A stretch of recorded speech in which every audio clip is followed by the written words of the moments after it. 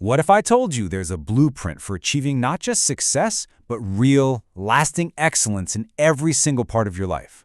A way to perfect your actions, sure, but also to deepen your very purpose.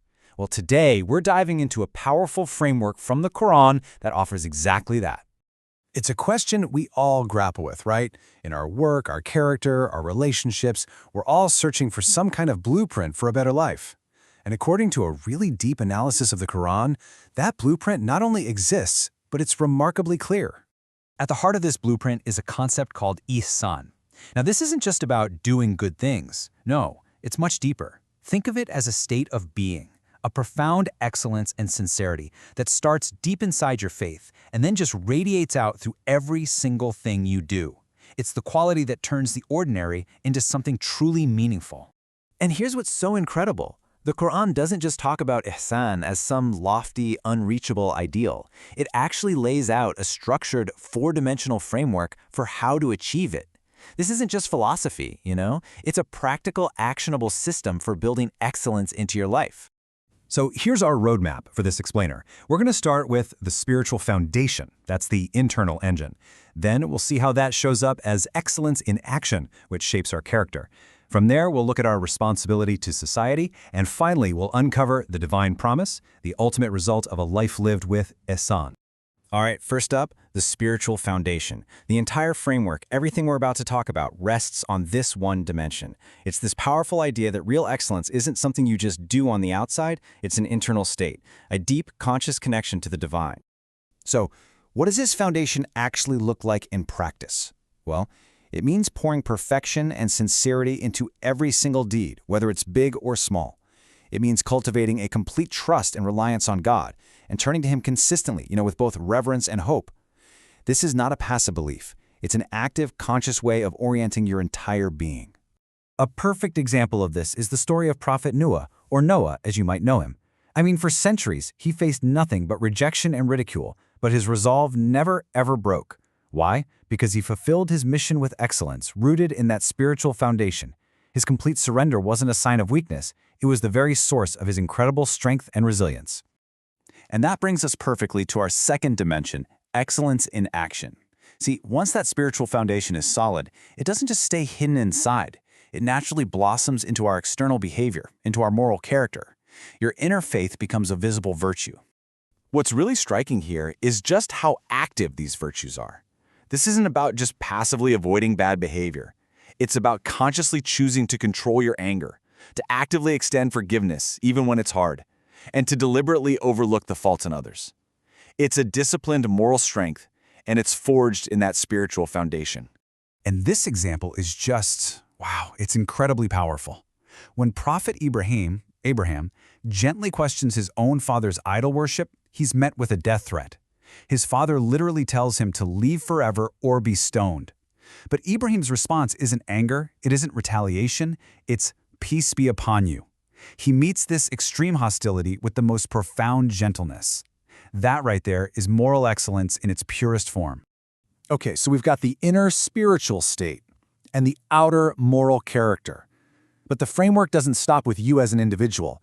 The third dimension takes all that excellence and extends it outward into the community. This is our responsibility to society. Because true excellence is never just about you. It has to ripple out and create positive change for everyone. Now, a huge part of this social responsibility is the concept of infaq. You might hear that and think, oh, that's just charity. But it's so much more profound. It's about spending for the sake of God, consistently, whether you're thriving or you're struggling yourself.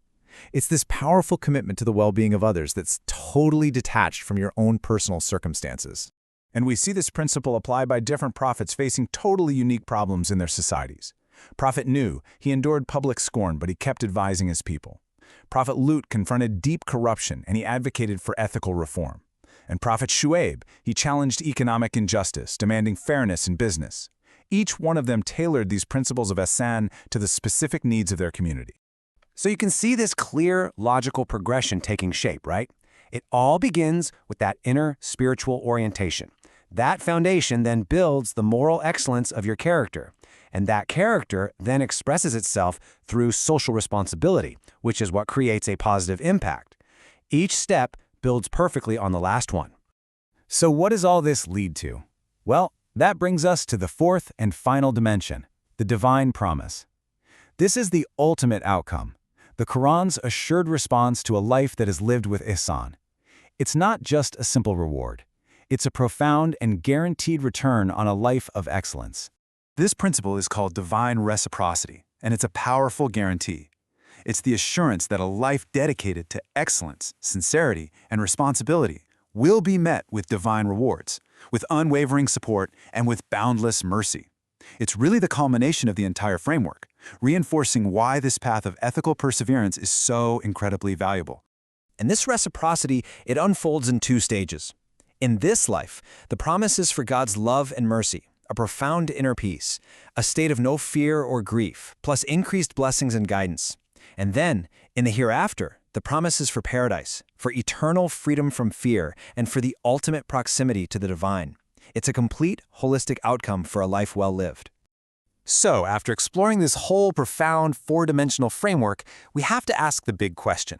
What does this all mean for us today? Why does an ancient model for excellence like this still hold so much power and relevance in our modern world? Well, the conclusion from the source analysis is pretty powerful. It finds that this model of Ihsan isn't just some abstract theological idea. It's logically consistent. Each part builds on the last. It's defined by clear, observable actions you can actually see. And because of that, it's a universally applicable framework for ethics, for personal development, and even for leadership. So, to wrap it all up, these four dimensions create this complete cycle of excellence. It starts with our inner spiritual orientation. That manifests as our moral excellence. It then extends into our social responsibility, and all of that culminates in the promise of divine reciprocity, which in turn strengthens our spiritual core, starting the cycle all over again. And that leaves us with one last really crucial question. In a world that is so desperately searching for ethical, responsible, and effective leadership, could this ancient model of excellence, rooted in sincerity and moral courage, be the answer we've all been looking for? And maybe more importantly, how can we start building it in our own lives starting today?